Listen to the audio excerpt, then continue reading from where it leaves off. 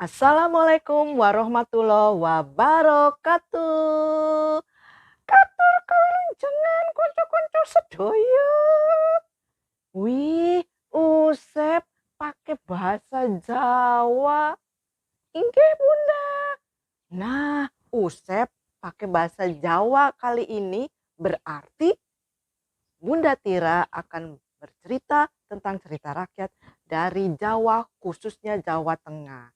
Judulnya apa, Bunda? Joko Kendil. Kendil? Apa itu kendil? Kendil itu periuk. Nah, tahu kan periuk? Nah, begini ceritanya. Di suatu desa ada seorang janda punya anak laki-laki. Tapi anak laki-lakinya itu bentuknya seperti kendil. Makanya disebut dengan Joko Kendil. Hah? Mirip kendil? Kok bisa ya, Bunda?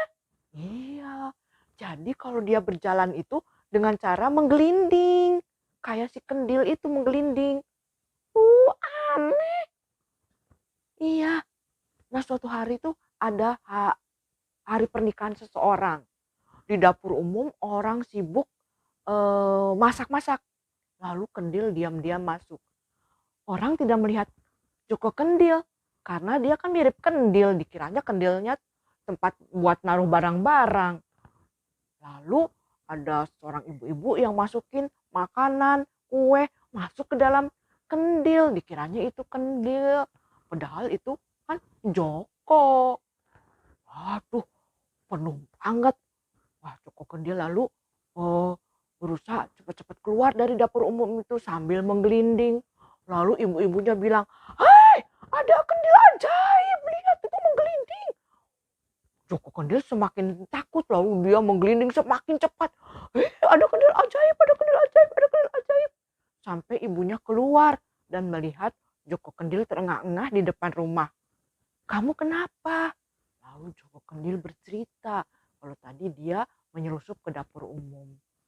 Ibunya cuma tersenyum aja. Ibunya nggak malu punya Joko Kendil walaupun bentuknya aneh. Itulah ibu. Iya, Usep. Nah, Joko Kendil semakin dewasa, Usep. Dan dia ingin menikah. Hah? Menikah? Tapi sama siapa? Kan gak ada yang mau. Iya, Usep. Ibunya juga bingung. Aduh, dia harus menikah dengan siapa? Pasti semua perempuan juga pada gak mau. Dan anehnya lagi, Usep. Joko Kendil hanya mau menikah dengan putri raja. Itu mah namanya ketinggian angan-angannya. Iya, tapi ibunya karena sayang sama Joko Kendil, dia datang bersama Joko Kendil ke hadapan raja. "Raja, saya mau melamar putri raja untuk anak saya." Raja kaget melihat putranya janda itu. Dan juga 3 anaknya dijejerkan. Tapi Dewi Mawar, Dewi Kantil enggak mau sama Joko Kendil. Hanya yang bungsu yaitu Dewi Melati mau bersuamikan Joko Kendil. Nah, akhirnya Joko Kendil menikah dengan Dewi Melati. Tetapi Dewi Melati sering diejek oleh Dewi Mawar dan Dewi Kantil. "Ih, kok kamu mau-mauan sama suami kamu jelek?" Tapi Dewi Melati hanya diam saja. Dia gak mau membalas ejekan kakak-kakaknya. Dewi Melati memang baik. Sebaik sesuci Melati. Iya, Usep.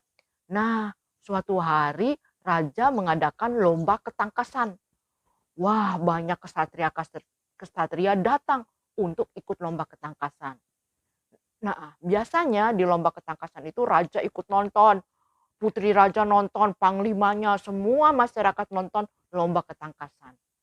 Tapi saat itu Joko Kendil sakit, jadi dia tidak nonton, hanya Dewi Melati saja. Tiba-tiba ada seorang kesatria tampan masuk ke dalam arena untuk ikut lomba ketangkasan. pasti Dewi Mawar sama Dewi Kantil caper ya Bunda. Iya, mereka berdua cari perhatian supaya kesatria itu bisa noleh kepada dia dan bisa naksir. Lalu Dewi Mawar sama Dewi Melati, awas lo ya Dewi Melati, kamu nggak boleh naksir sama kesatria itu. Kamu kan sudah punya suami kamu tuh yang kayak kendil tuh. Ih, nyebelin. Iya. Nah, Dewi Melati diejek begitu menjadi sedih. Lalu dia berbalik dan menuju ke kamarnya. Tapi aneh, di kamarnya nggak ada Joko Kendil. Yang ada kendilnya. Kok suaminya nggak ada, kemana ya? Lalu saking keselnya, kendilnya dia tendang sampai pecah. Pecah.